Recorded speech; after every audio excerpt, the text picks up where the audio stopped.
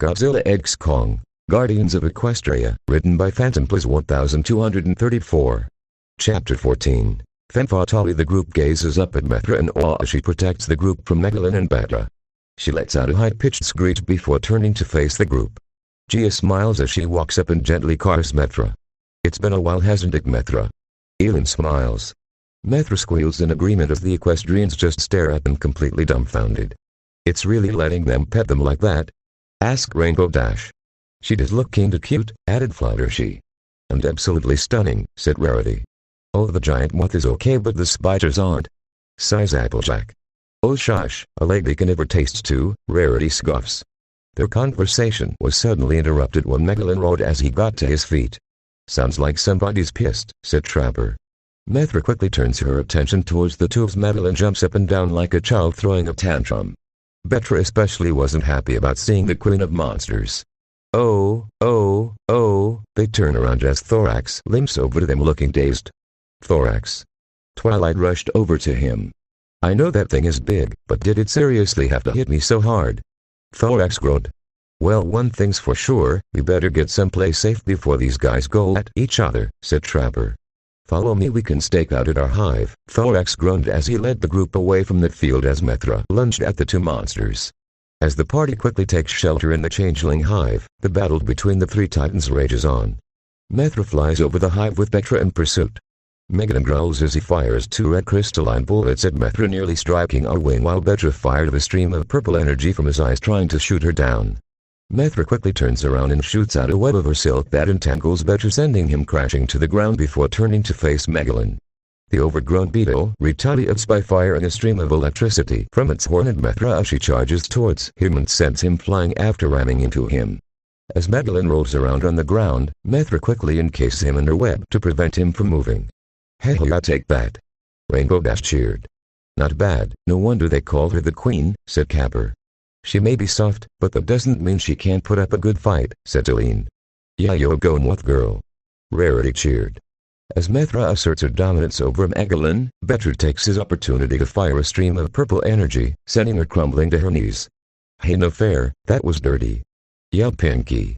As Methra slowly got to her feet, Megalyn suddenly erupted from the ground, knocking her over with his drill-like appendages before crawling out of the hole screeching. "Methra!" Twilight gasped. "Oh, this is really bad," yelled Trixie. They watched as Megalyn begins pummeling Methra into the ground with his arms. "We need to do something before he kills her," said Sunburst. "But what can we do?" asked Thorax. They watched as Megalyn raised his drills, but before he could bring them down on Methra, a huge chunk of ice smashed into him, sending him stumbling forward.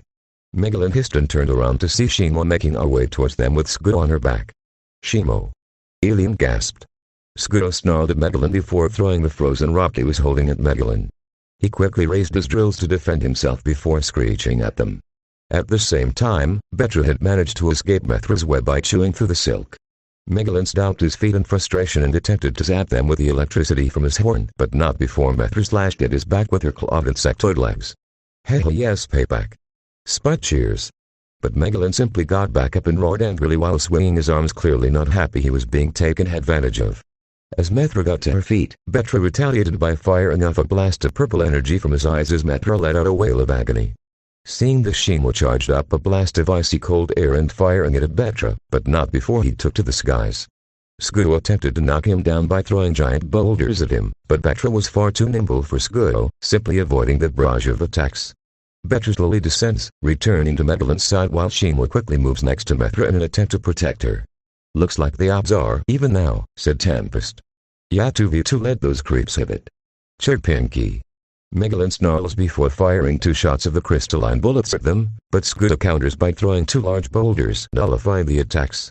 Meanwhile, both Methra and Batra takes to the skies while Shimo attempts to freeze Megalyn, but he quickly burrows into the ground with his drills, avoiding the blast. "Oh come on, what kind of cheat move?" Rainbow Dash exclaimed. "If we don't do something about Megalyn's ability to burrow into the ground, we're not going to get anywhere," said Eileen. "Yeah, but what can we do?" asked Bernie. Their attention was pulled towards Methra as she crashed into the ground while Batra launched a barrage of energy-based attacks from his eyes. "Methra's in trouble too," said Starlight. The group watched as Shimo struggled to land a hit on Megalyn as he continued to poke his head out of the ground and then burrowing back into the ground. After several failed attempts, Megalyn suddenly emerged from beneath Shimo, knocking her off balance and sending Skuo tumbling off of her back. Megalyn roared before zapping her with the electricity from his horn. This looks really bad, Fluttershy whimpered. Megalyn raised his drills, but just as he was about to attack, two large vines suddenly wrapped around his arms, restraining him as he screeched.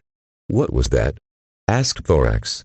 Suddenly, from within the earth behind Megalyn, a familiar plant titan emerges, snarling while keeping its grip on Megalyn.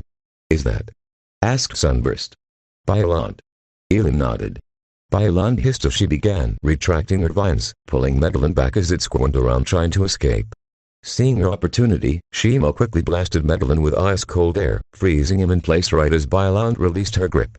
"Now that's what I call teamwork," said Spike. Seeing this, Betra hissed and charged towards Biolant, but not before Methra rushed in and tackled her dark counterpart, sending him tumbling into the frozen Megalyn and smashing the ice prison he was trapped in. Once the dust cleared, both Megalyn and Betra sprawled out on the ground struggling to get up. Shimo began charging up one final ice blast when a large silky web dropped on top of her, disrupting our attack. "Oh, what now?" asked Rarity. They looked over as Quimonga slowly emerged from where he last fell, clearly not happy about being tossed around. "Oh great, the creepy spider is still alive." As the spider titan crawled out raring to go, both Megalyn and Betra managed to collect themselves, fuming and enraged. Meanwhile, Methra helped Shimo out of Quimonga's web before the three turned towards their adversaries. Megalyn lets out an enraged screech and charges towards them, but just as the three braces for an attack, another familiar roar rings out through the area. Megalyn stops in his tracks as the Shimo, Methra, and Biolant turns around to see Godzilla slowly making his way towards them. "Ugh, about time." Trixie scoffs. Furious he got interrupted again. Megalyn swings his arms around in a frenzy and charges towards him. But Godzilla remains unfazed as he also begins picking up speed, then without hesitation, he jumps up and flies towards Megalyn with his legs outstretched, sending him tumbling towards Betra and Quimonga with a single dropkick. As Megalyn stumbles into Quimonga, Betra quickly takes to the skies, but not before Biolant latches onto him with her vines and pulls him back down to the planet. Methra acts quickly and traps the three under one of her webs, and Shimo follows up by freezing them in a block of ice so they can't escape. Finally, Godzilla lands the finishing blow with a big dose of his atomic breath, causing a massive explosion, engulfing the three monsters in a pillar of flame. As their screeches rings out, their bodies dissolve in a golden light within the flames, leaving a massive pile of ancient golden dust in its place. The group cheers as Godzilla, Methra, Shimo, Skuo, and Biolant roars to celebrate another victory. "That was so cool!" Rainbow Dash exclaimed. "Is it just me, or does Godzilla get cooler every time he wins?" asked Spike. "I suppose that's why they call him the King of the Monsters," added Capper. As the monsters begins to leave the area, the party prepares to head to the next area to continue their search for Tobias. "I seriously don't know how to thank you guys," said Thorax. "Well, the only way you'll be doing that is if you survive this whole ordeal, and that's why we have to stop Tobias ASAP," said Aline. "The human that made that three-headed monster, right?" asked Thorax. "He sounds dangerous. Are you going to be alright?" "Don't worry, Thorax, as long as they have Godzilla on their side, I don't think we'll have to worry about that," Spike reassures his friend. "Yeah, I suppose you're right, but in case you need anything, don't hesitate to ask. We'll do what we can to support you. We'll take you up on that," said Aline. "Hey, let's go." Bernie calls for her as he and G aboard the Hef. "Looks like we better move," said Aline. "Right," Twilight agreed. With it, Thorax, Pharynx, and Oculus seize the party up as they head to their next destination. If you guys are enjoying this story, please give it a like, comment your thoughts, give me a follow and share this story with your friends, and I hope you all enjoyed the show.